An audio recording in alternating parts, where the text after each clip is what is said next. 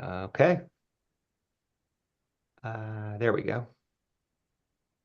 Yes, you may record. All right, I think we're live. Perfect. Well, hey, everybody. It is the 20th of August, 2024.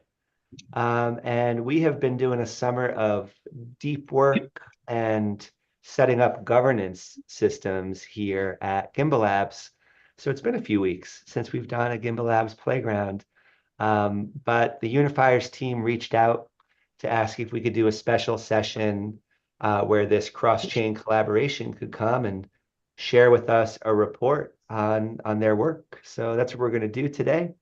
Our goal is to ask as many questions as possible. Is that correct? Yeah. So you guys are going to show us the report that you've prepared here. Would you say this is a final draft or is it still in progress? Final draft is well put. All right. It is still in progress. Great. So you have a great draft of this is a pretty epic document, 30 something pages, lots of learnings. So yeah, why don't you tell us the high level view of the project, and then we can jump into some of what you've learned and hopefully have a really good conversation. Yeah. Is my screen visible or? Yeah, Tommy, we got it. And we got Tommy Awesome. and Peter here from the Unifiers team. Take Yes. it away, guys. All right. So a bit of background. Felix and I and Philip, who is not part of Unifiers team, but he was with us a few years back when we started something called cross-chain collaboration, and it was a challenge back then to invite solutions that would increase cross-chain collaboration in Cardano. And that is no longer there. As everyone knows, we don't have challenges anymore because someone made a change and changed to category-based proposals. So we don't have it anymore. But kind of an outgrowth of that cross-chain collaboration talks that we had a few years back was this initiative that let's bring Polkadot and Cardano together because we realized that there are some commonalities between the two. Peter, would you like to give an intro from your perspective? Like, what was the Yeah. setting a year ago? A year ago? Mm, well, a year ago this time, I first heard about this Unifiers project going into Fund 11. And heard the guys were drafting a proposal to do this and was invited to potentially participate as one of the working group leaders um, if the proposal got funded. So, uh, what you've mentioned as far as the history of how you and Felix kind of um, had the insight to honestly be able to snag this very opportune moment to have a proposal in Fund 11 right when um, right when essentially the midnight announcements were going out for the fact that Midnight is using Polkadot substrate. And so it was just a well-timed mm, proposal, and then to actually have it funded for us to be able to kind of ride a little bit of a wave in the two ecosystems, like having a strong signal to look at each other. And so that was really cool in the moment. Yeah, I didn't even quite see it as that obvious, but it is very true that the hype wave, this was a well-timed project in terms of that. Um Yeah, it was and quite serendipitous that it happened at the same time. We were already like talking about having something like this, and then the announcement came that Cardano partner chains are going to use Polkadot SDK, which is substrate. So yeah, good timing. And because of that, and because of the good timing, it was quite easy to get into this. Um, we had felt that there's certain sense of tribalism and resistance beforehand, but we were actually quite surprised that there wasn't anything like that now. Very right. little of it, if any. And another moment on tribalism, it's interesting because also another feature of Fund 11 was the fact that downvoting was completely removed. So there was far coming off of that fund, there was less tribalism even amongst the Cardano ecosystem because there weren't definite like people who just got totally shot down. So that added to the reduction in tribalism, both Yeah. ecosystems. Yeah. So what we wanted to do is to create a space for people to come together from both ecosystems and just start talking about things that are common for everyone. And we were looking into like what could these possibly be. And Dumpling had a Twitter space or X space where certain themes popped up, and those were Web3 adoption, open governance, and sorry, Interoperability. interoperability, right? So those were kind of the themes that became central to our conversations because we realized that these are common things for Cardano and for Polkadot. So these were the basis for the working groups when we started.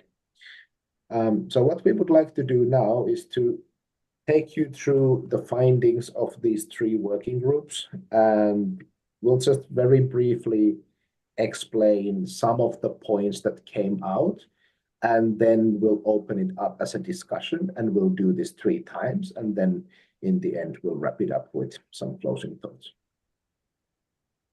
So for each of the working groups, we were looking at the current challenges in both ecosystems. We were looking like what could be some of the best practices that each of the chains can, or each of the communities can learn from one another. And then if there are some synergies and opportunities between them or something that we could co-create together. So I guess the best person to start talking about the Web3 adoption is Peter because he was running this working group. So go ahead. Okay. So for Web3 adoption working group, we me and Lou got together and we started going through generating topics that we might have workshops on, and then inviting people to those different workshops. Now, in that process, we there was some iteration in there. We made the thing that I feel like was one of the largest insights through that was there's a lot of people who are very busy, and there's even though there was a good hype wave and people interested in learning about both these things, they're not necessarily sure how valuable participating in one of these workshops would be for them. So they're usually a little playing a little hard to get. And then we had some folks, cancel on us last minute and whatnot, and that kind of changed the dynamic.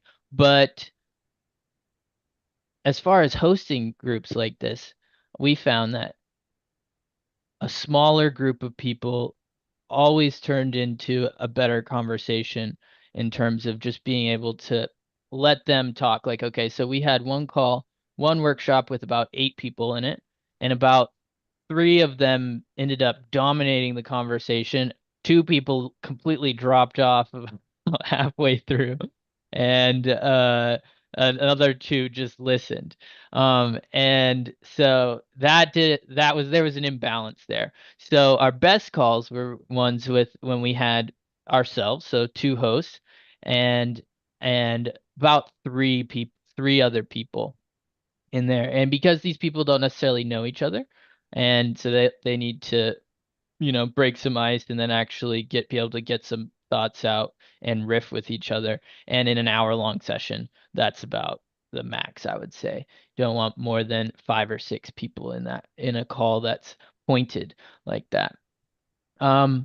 The things that some of the bigger high level findings that we came across was well,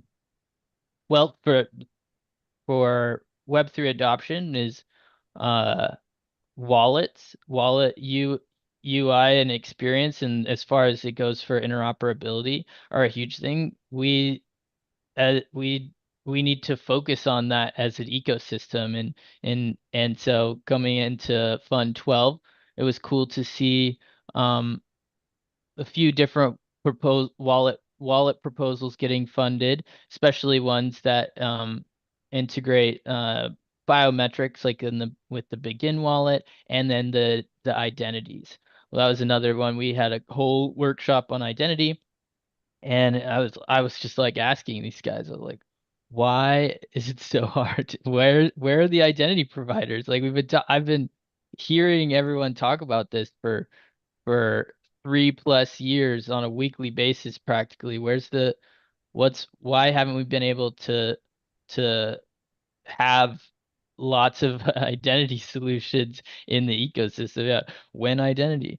And so that's one thing that's part of this wallet discussion in with the Fund 12 proposal, where IMX and Begin have a collaboration that was funded to put identity inside wallets on Cardano's side, and I think that's really good. And what else? Those were the big ones that we came up across, where like there's a lot when it comes to adoption. The identity thing is an issue across many different categories, where it'd be good to be able to leverage an identity outside of just like wallet addresses, where you can essentially not be able to track individuals, which is blessing and a curse. Um, and then wallets were the big one. There we did talk about we talked with people about education strategies. That ended up being a quite philosophical type workshop, where lots of us, even some of you guys on this call, joined that workshop, and we discussed what is blocking us from learning, well, evolving how we learn and teach each other. And one insight that I've pulled from that is that, as I've been a milestone reviewer in Project Catalyst and watched different teams kind of develop through that process over funds, Project Catalyst is probably the closest thing we have to a earn to learn um learning module, pretty much, where you can propose to learn something and build something and then get funded for that. And think that's a cool insight that kind of was generated off of that educator strategy one. Um, what else? There's the mhm, the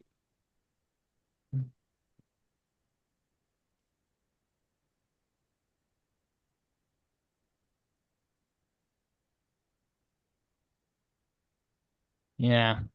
I've There's all sorts of just rant. I'm trying to make not just dive in on individual things too hard. Um, use okay. Well, if I can chime in, Go there ahead, was a yes, lot of please. like good small things, like, well, small and big things that we should focus on. But one of the common things that we realized both of the chains have is that we don't have this systematic way of requesting for proposals and developing the change and the communities in a more strategic fashion. And this is now in the discussion on the Polkadot side, and I think it's kind of in the discussion also at the Cardano side when the new governance system starts. And we used to have something like this when we had the challenge setting and all that. So it was kind of like request for proposal, like rudimentary Mm-hmm. process for that. But this is something that we might be able to create together, because it's a good idea to have viewpoints from both sides of the aisle to see like what are the best practices and all that. Yeah, and in Catalyst we have a whole phase, the ideation phase, that's supposed to be the first 2 weeks of every fund, and essentially Supposed to be. supposed to be, and essentially that is just an extended window to put in your proposal, and not much ideation slash collaboration or incubation efforts happen during that time. So this request for proposal part definitely. But let me just run through very quickly like what these findings were, and then we can open it up for a conversation. So there's some common stuff in the beginning. Current challenges, wallets were discussed. Actually, Polkadot is rolling out a very user set, like for how to call it, like every man's wallet, which is going to be like super easy to use, and you can pay with it and whatnot. That's coming This is out important. in Polkadot's September or something. wallet experience is more complicated than Cardano's because you can have assets on multiple of the parachains, and stuff will just not work, and there's not really a prompt. Hey, you have to take what asset from this parachain and move it over to this other one in order for it to work properly in this dApp. And there's a lot of overhead that the Polkadot developers push to the dApp developers, which then push to the end users when it comes to navigating the chain. Yeah. Yeah, that's true. And it's not like the complexity is going anywhere, but it's just growing. So, yeah. But yeah, they are figuring out the solutions, but new issues pop up all the time. And then this lack of unified branding is one thing that when there are parachains or these, whatever you want to call them, L1s or L2s that are building on Polkadot, they kind of tout their own brand more than Polkadot brand, and that has been also in discussion. Like, should we like ask all the parachains to always mention that it is powered by Polkadot, because they're not doing that at the moment so much. Okay. Then the common challenges were complexity, scalability, security, user experience, education, usefulness, and cultural adoption. Cultural adoption meaning the shift from Web 2 to Web 3. Okay, I think we can open it for questions at this point, and then we'll go through the governance and interoperability after that.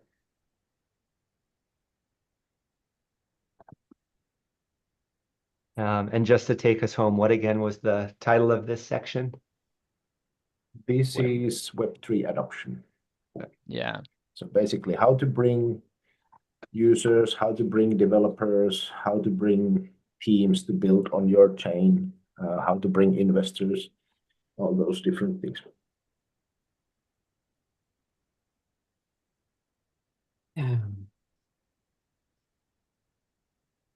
Oh, well, I'll jump in. I love to talk.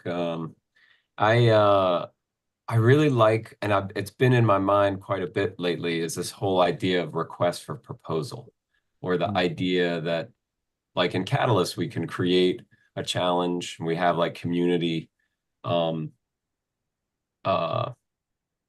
way to contribute, a way to sort of signal like what we're, and then the owners at the top of the pyramid don't get to decide.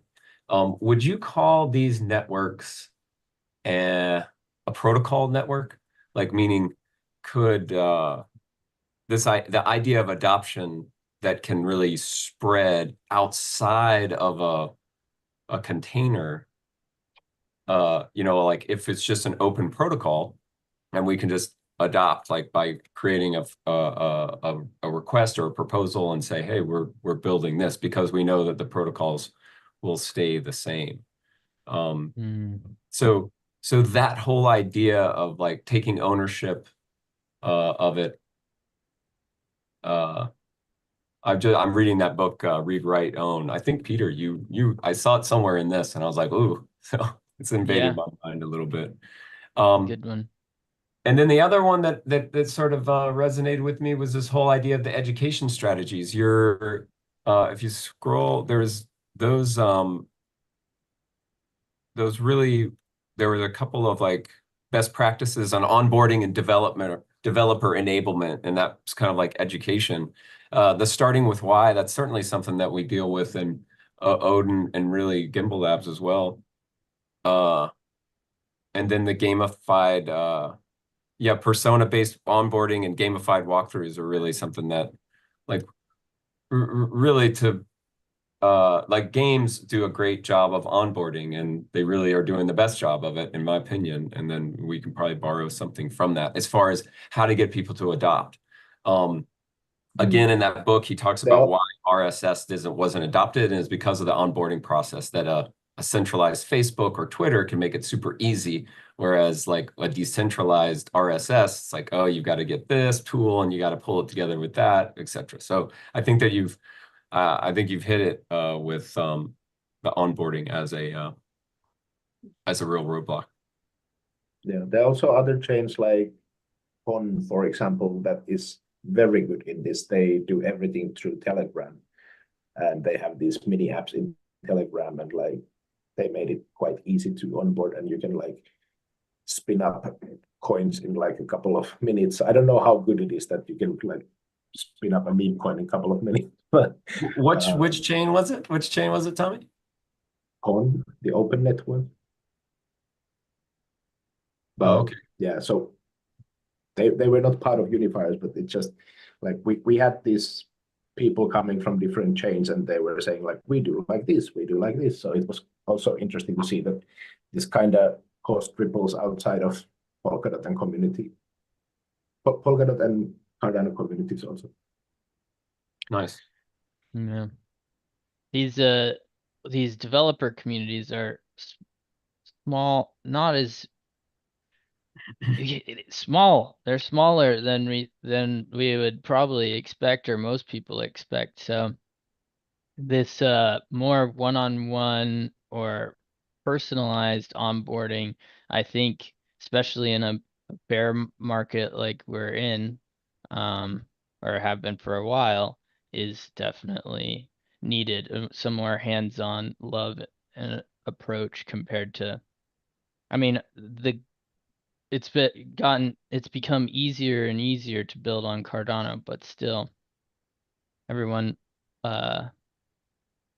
when it comes to inviting and onboarding and educating folks as to how and where to find stuff, that is, I think, always just going to be a barrier to entry. How much energy does the person who's coming in and have in their interest to penetrate and learn enough to then actually become a contributing citizen of one of the ecosystems? And so if we can, if that's if providing a positive experience for those people who are interested in coming in is something that we value, then that's something we need to focus on a little bit more, because while the tooling has become better, I think it's still there's less open spaces to come in and hang around and talk to people. You guys here at Gimbalabs do well with that, hosting very regular spaces to do that. And that I haven't seen many folks who have been doing that for as long as you guys have, as consistently anywhere else. So super kudos to you. I feel like you're providing a super good service to Cardano in that. Yeah, that's one of the things that we identified, that Polkadot has very good concepts, like for example the Polkadot Blockchain Academy, where they bring in like people from all over the world physically in same space to learn about Polkadot for an extended period of time. What is it, like 8 weeks or something? And Yeah. all the expenses are covered and all that. So, and they get to talk with these masterminds who are building the chain and all that. So it's very good, but it's quite elitistic in a way, and it's only for a small group of people at a time. So they've understood that they need to bring it more online and probably make it like two-step process where they offer some of this content online and then ask people to go through those modules on their own, and only then select the ones to go to this physical location thing, because it's a huge investment to organize something like that. Also, another thing is that there was quite little onboarding on the website, and now this is the new website that they just started this. So here it's very much like start building, come start doing. So that's good that they are emphasizing this. So But yeah, I can't help but notice, like a lot of when the differences between the two communities and what you're contrasting, like these seem like kind of like unsurprising differences, right? Polkadot started with a much smaller network of node operators and a much smaller team that actually built it. And, like, so they necessarily kind of have a smaller scale approach to onboarding, even if it feels, wealthier. I mean, like nobody's paying people to fly around the world in Cardano just to get onboarded into the system. This flying around the world that's going on in Cardano right now is more a result of this huge push for getting governance on chain. And prior to that, like we've seen how Cardano's internal communities have had to really scrape to build up any value, even though it was much larger to begin with. And I think to me these are all the problems of like, how do you focus on the right things with the resources that you have? And it's the curse and the benefit of catalysts. It was very frustrating to observe Catalyst as long as I actively observed it, because it seemed like, they were, penny pinching to the obvious areas where growth needed to happen and throwing money at people that already had money. Yeah. So, yeah, I think there's, go ahead, I'm sorry. One of the differences that we identified is that Cardano community is much more individual focused, whereas Polkadot is much more team focused. So they recruit teams to build on Polkadot, and that's the parachain model that was there. Yeah. So there's much less like these individual tinkerers who come up with their solutions, and much more like this entrepreneur, business oriented people who want to bring their entire ecosystem and build that on Polkadot. Just an example is Peak, which is the DeepIn network, and they have already onboarded like dozens of different DeepIn solutions, and they haven't properly even launched yet. So I guess both are needed. So this Polkadot people that we had in this project, they were like, wow, the community on Cardano side is so nice and pleasant and welcoming and relaxed, and we're just like fighting each other all the time. So it's a different situation, but there might be something like that coming to Cardano when the governance goes on chain. So that's kind of the jump to the next topic. If you don't, okay, can I ask one more question there about your findings? Because I heard earlier, we kind of touched on this point of identity, and we can ask, where is it? When is it coming? Right? In my understanding, the way that identity solutions get built is by empowering builders to build them. So now on the very same token, I also hear in your findings the recognition of a need for education from capable builders to people who want to become capable builders. If we drew a picture of those two needs side by side, we would recognize that, for example, we've got to pull somebody off of working on the development side of an identity solution to come over here and do some education. Did you see any evidence of anybody in a non-developer role creating incentives for people to take a break from development so that other people could become developers? I don't, maybe Tommy's seen specific examples. I know there's Polkadot there's one of these guys that participated in our workshop, Filippo. He is he is an educator a technical educator at the Web3 Foundation. Essentially is responsible for traveling around the world and keeping up with documentation. So he keeps up documentation and then educates and is kind of just available and hops in all of these calls and does that work. And I think that's a valuable thing. I don't think that necessarily, I'm not sure that anyone is incentivizing folks like Filippo outside of his role, or like pulling people from, or trying to incentivize parachain teams or something to have an educator that can work in this type of role. But there is one that the Web3 Foundation does um, uh, fund to do this technical educator work. Yeah, and So as I mentioned, Polkadot is quite team focused, so they like what happened this year was that Parity, that was the founding entity together with Web3 Foundation, they just decentralized everything. They laid off like hundreds of people and said, go out there and form companies and and start forming these smaller entities that come together and then create decentralized solutions. So this paper moon is one of those that has got this decentralized futures funding to start bringing the developers in. So this is starting to happen, but it's a long process. So it's an interesting strategy to split the founding entity completely and make it irrelevant.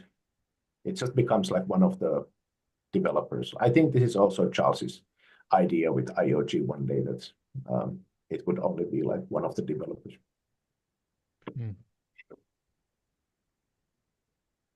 I like that insight, oh, James. I hope that answered your question.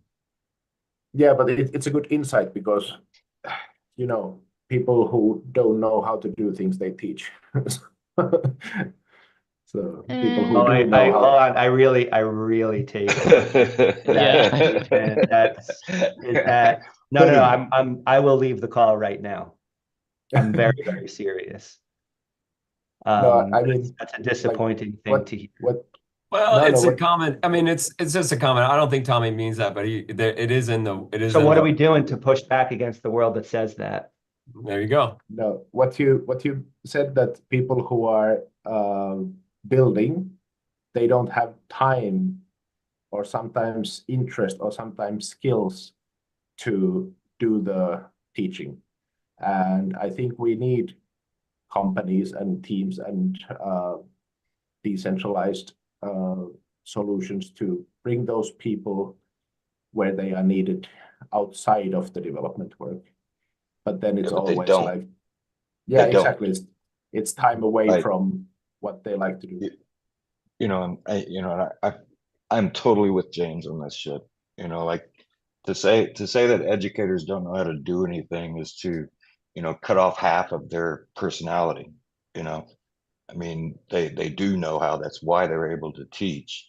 And, the fact that they're willing to teach, speaks more to their humanity than any skill level that may be perceived. That's such an old-fashioned thing to say. I mean, I remember my mother fucking said that to me one time when I was teaching some people, and I was the only time I wanted to slap her.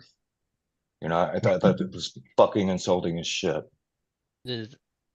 I'm a consultant and trainer, so it was a joke.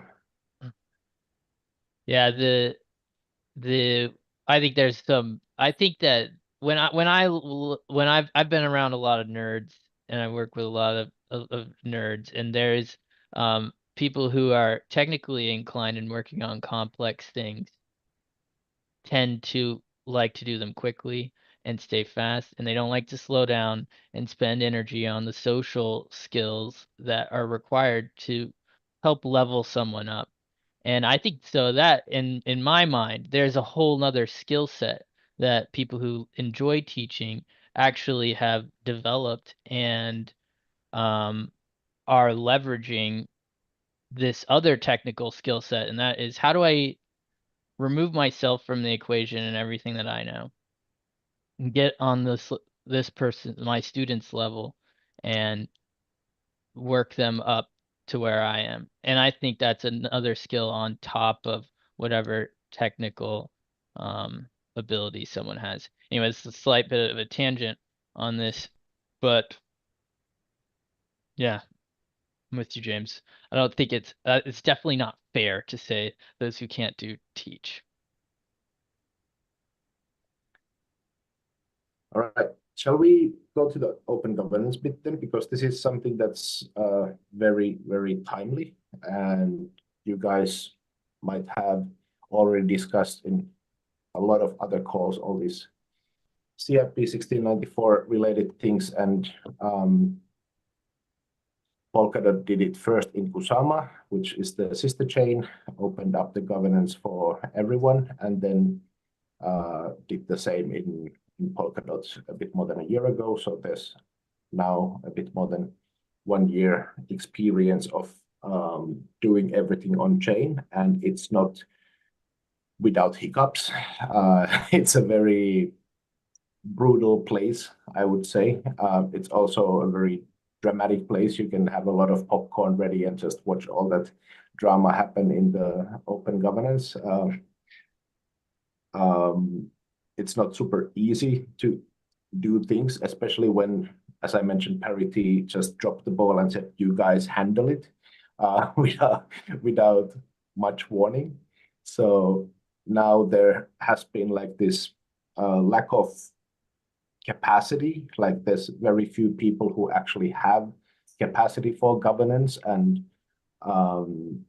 that is something that Polkadot people could maybe learn from Cardano, is that things are prepared very well in advance, very meticulously, and then only implemented. I don't know how it's going to go when it's implemented, but at least there's the second mover advantage, and they have already learned a lot from what went wrong with the Polkadot Open Gov and all that. But it's a big can of worms to open, and I really would have liked Felix to be here to talk about this, because he has been integral in leading this together with Victor. But yeah, so quickly, Cardano specific challenges is that everything is coming at the same time. The transition to open governance. Yeah, I'll jump in here quickly. So the main differences right now between Cardano governance and Polkadot governance is, well, first off, Polkadot governance is on-chain governance for the whole chain and ecosystem itself, versus what we know as Cardano governance is an innovation fund, Project Catalyst, and then we're developing Intersect and all the Voltaire toolkit to be able to do fully on-chain governance. Now, so as we understand governance in Cardano, it's quite seasonal, comes with funding round, comes and goes and stops. In OpenGov, it's a completely asynchronous funding process that takes about 30 days to get through. You can propose at any time, and within 30, and after you round out that 30 days, you have a decision on that proposal that you put out there. So that's when we get into next year, and we have on-chain governance on Cardano. I think it will have more of an asynchronous nature for governance, but then I'm hearing lots of talk about budgets and whatnot, so there will still be some constraints around that asynchronous governance. Those are the high level things that are different. Which might be a wise thing to do, and I think those things are being slowly introduced to OpenGov also. Like, it needs a bit more structure because it has been quite the wild west so far. But yeah, so challenges, limited accessibility. You really need to know a lot of stuff before you can get into it. Decision fatigue when you get a lot of proposals at once to read. Time-consuming consensus building.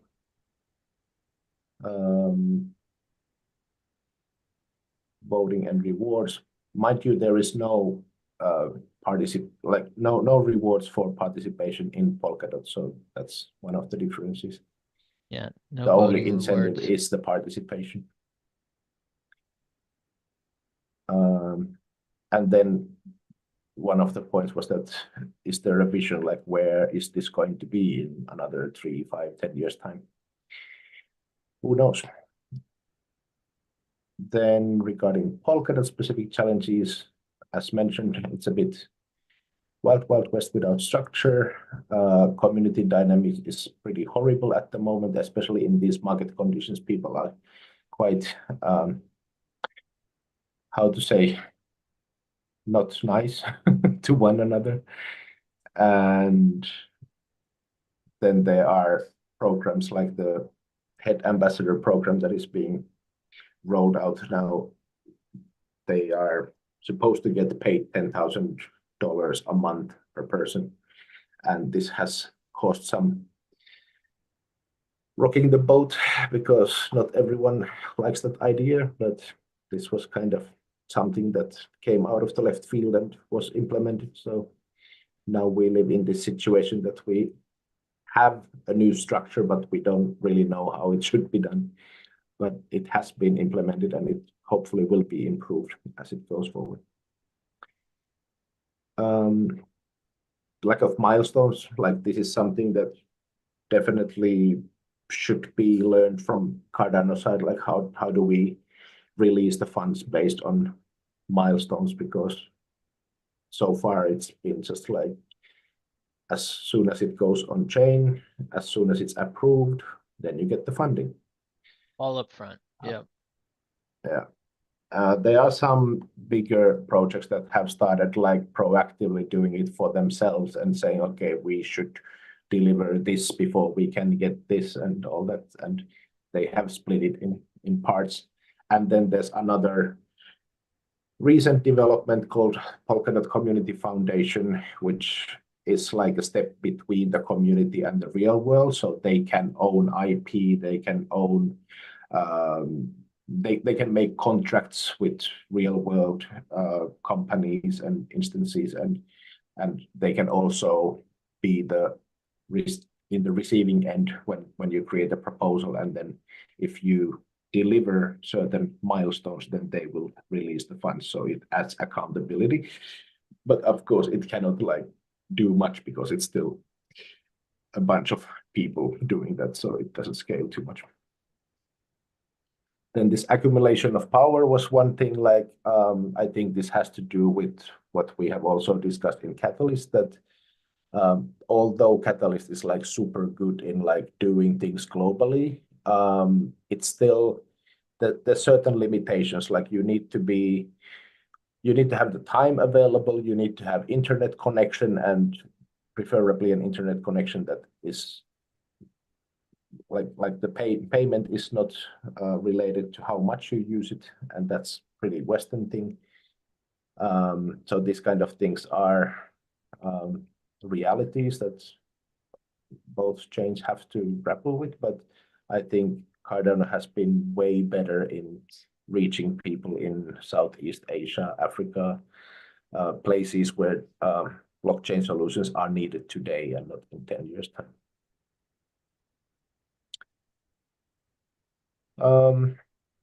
OpenGov is hard and messy. You have to be careful in planning the economic incentives. There's a fine line between decentralization versus efficiency.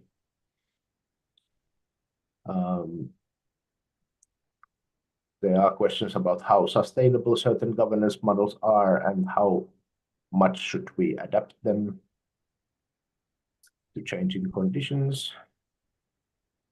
How do we take into account that the governance practices are ethical? How do we confront the malicious actors? How do we engage and educate the community? I think on Polkadot side, the participation a year ago was quite low because people were kind of used to the fact that, okay, the council makes the decisions and we don't have to. But the moment we started having some unwelcome proposals in the community, then those triggered a backlash from the community, and they actually became more active to kind of save the money and make sure that things are not taken to the wrong ends.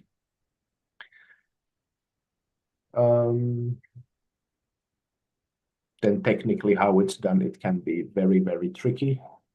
It should be easy, but it isn't always. How to make it inclusive, as mentioned. How to do the collaboration, knowledge sharing, low voter turnout, as mentioned. How does it scale? How can these different mechanisms be manipulated, and does the voting power centralize?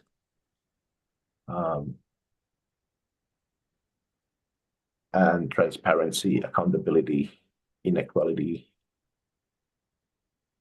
reaching consensus, and potential capture by special interest. So everything is very new, and this is kind of an experiment in both chains. And I think historians will look back to these days and write something about this, and only in hindsight we can say if it was a success or not.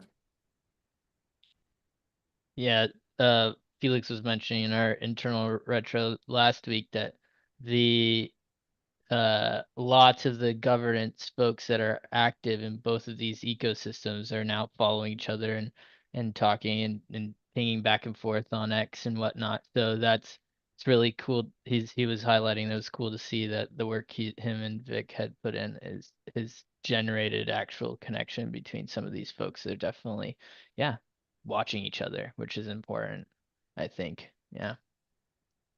Yeah, and I think there's genuine willingness to learn from one another at the moment. Yeah. Okay, Cardano has guardrails in place, and we've had this experiment called Catalyst. So through that, I hope we have learned something. Then there's certain best practices from Polkadot side. Attempts at governance is this weekly or bi-weekly show, twice a week. There is show where these proposals are discussed, and anyone can join. If you have a proposal, you can go there and pitch it. So this is something that probably should be in Cardano also if we go in a more ongoing Yeah, no, system. this attempts at governance space is awesome. It works better for an asynchronous form of governance where there's always something hot to talk about and update on versus like as when you go seasonal, then it's just like a huge bolus of stuff to digest and process and so yeah, the attempts at governance is an awesome space. I would definitely recommend just going in and watching if you ever have an opportunity because it's just a completely it's completely designated for people to come and present, and other people who are paying attention to lots of things, they just come in there and they take not shots, but they check proposers and ask good questions. It's it's very similar. It's a little less formalized process than some of my first Project Catalyst proposals in Fund 6 for the heartbeat events. Yep. Again, there's the question, will it scale? Because now it's becoming more and more popular and there's more and more proposals and it's getting lengthier and lengthier, and they have to be very strict with time. So there's less and less discussion. So let's see how that's going to scale. Yeah. OpenGov Watch is a really good initiative where a couple of people, they do reports and they keep the rest of the community in the know, like what has happened. And they are not really like policing too much, but they're just showing what's actually happening in the community and reporting about that. Yeah, making graphics, digesting larger amounts of information and putting it in a nice way to read it. a good set of guys over there. But that's Jeeper and maybe another guy, I don't remember. Alison Bob, who is Okay, Tommy. yeah. Technical fellowship, this is the first fellowship out of many. Maybe there will be others. So these are the core people who are incentivized to do the core code development, and they are responsible for making sure that the chain is future-proof. And they have very elaborate processes to like incentivize one another, and they have budgets for salaries and whatnot. So it's pretty well done. The Need that tracks for and origins. education. Sorry? Need that for some an educator fellowship. Yeah, that would be good. Mm-hmm. Tracks and origins, without going too much into detail, it's just automated way of passing the proposals based on certain parameters. If you have, mind you, when I'm talking about this, everything is together. Code changes and treasury spends are handled both in the OpenGov. But as an example of the tracks and origins is that if you have an ask of 100 dot, you can get it passed quicker than 100,000 dot or 1 million dot. So it's made in a way that if you are asking for a bigger thing to happen, then it takes longer and you need more support to make it happen. There's also these ways of canceling or even killing referenda that have been suggested or even passed, because there's the enactment period when you can still cancel it or kill it. If you just cancel it, nothing happens. It just doesn't go through. And if you kill it, then the decision deposit is slashed. So there's a potential for a little penalty there. And then conviction voting is good because you can lock up your tokens for a longer period of time to increase the impact that you have, the voting power that you have. Okay, many things that we can do together. Cross-chain voting, cross-chain pool validators, cross-chain governance events. This is already something that Felix has started, and there's some pretty cool stuff happening. Stay tuned for those. I think we've already spent 1 hour here, so maybe we'll skip the interoperability part because this is very technical. And the basic differentiator here is that one is using an account-based model, whereas the other one is UTXO model. So it is very different. Also, the parachain model brings a little bit difference there, but now that the partner chains are using Substrate or Polkadot SDK, it will make it easier to cross the bridges between the two. And there was one thing that this ZK is something that both of the chains are looking into at the moment. And we were positively surprised that there was, for example, this one chain, it already brought Polkadot to Cardano. So now we can have dot on Cardano. And of course, it's still a bridge. It goes through one chain, but it's already done. So it was a nice surprise. Mm-hmm. Here's all the stuff that we did, and we'll jot down the key takeaways here, and that's it. Call to action will come later. Yes. Steve, you have your hand up. Yeah, this what Tommy just mentioned, this you know, the technical difficulties with the cross-chain stuff between the state models and UTXO.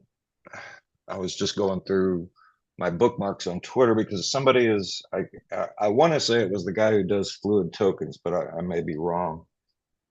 Somebody's just made it possible to put Cardano into MetaMask, and I thought that I think that was bookmarked it, but NuFi wallet. okay. I didn't Well, look into I it. just thought that was interesting in terms of just, taking a look at, see what they technically did to make that possible. Yeah, that's a big component of the wallet solutions right now. There's in Cardano ecosystem, we haven't got, there's not even demand for a wallet that operates on The chain. Connect wallet button in Mesh includes MetaMask now, which is opening up some of these Oh, solutions. okay, so it was Mesh. Okay, Yeah, but they collaborated with NuFi to do that, and it was okay, a really good okay. collaboration. I know Yeah. the Fluid token guy, he had made it possible for somebody with a Bitcoin wallet to trade in the ADA ecosystem. And that was something he learned at the Spain Builder workshop. It was only possible. It's only possible with Plutus V3. So I mean, those things are happening, and I've had a couple of thoughts while you guys have been talking. One of the things I've noticed in the last 3 months is the number of people coming from other ecosystems like Solana or Ethereum, and and this is just scanning Twitter. The number of positive comments about getting helped by people on Twitter to get pointed to where they wanted to be in the Cardano ecosystem. And I think, if you stay a stranger and don't talk to anybody, Cardano is overwhelming and it is really difficult. But there is that element within the community that and it's a large element, right? It's a lot of people that'll just say, hey, I know where you need to go, blah, blah, blah, blah, blah.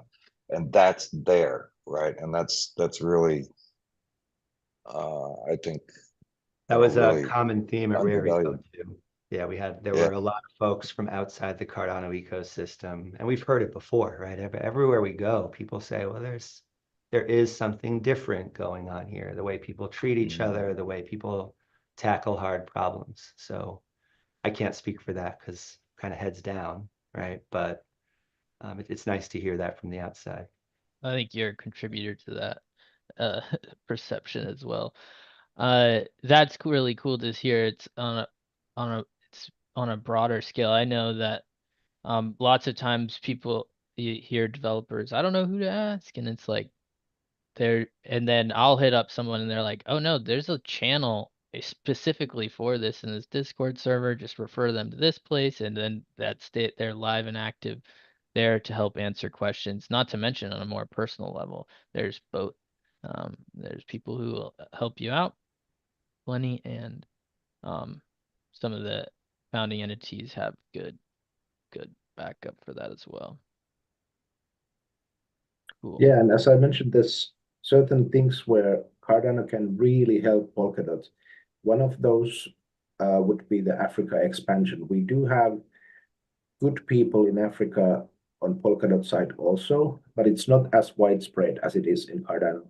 So we've been toying with ideas like hosting a Web3 conference in Africa next year, and the local community in Polkadot, they are preparing something at the moment, and apparently it could be cross-chain, multi-chain thing, and who better to be there than Cardano, because we already have the Unifiers thing going, and maybe chains like Cello who are doing things in Africa actively. So bringing those together and starting to collaborate.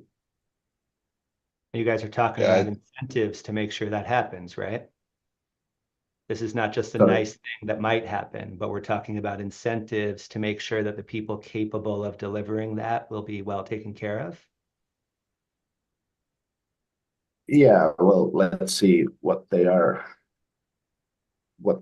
suggesting, and then of course it will go to Polkadot OpenGov, but maybe we can also have some support from the other chains to make it truly a multi-chain thing. I hope you'll push the conversation on that. Yeah, like specific what do you see as a need there, or specific asks maybe for that, Don't James? ask people to work for free. Definitely that. I totally Change the world so Yeah. that these things actually happen. Yeah. You know, the discussion started from Polkadot Decoded, which is the flagship event that happens every year. And the community was pretty disheartened to see a conference that was mostly focused on creating amazing YouTube content. So there was a lot of good technology and a lot of good talks that you could then watch from YouTube afterwards. And there was a big price tag on that. So then we started talking with some of my African colleagues, and they were like, yeah, we could buy islands in Africa for this money. So I think we can use the money a bit more efficiently also.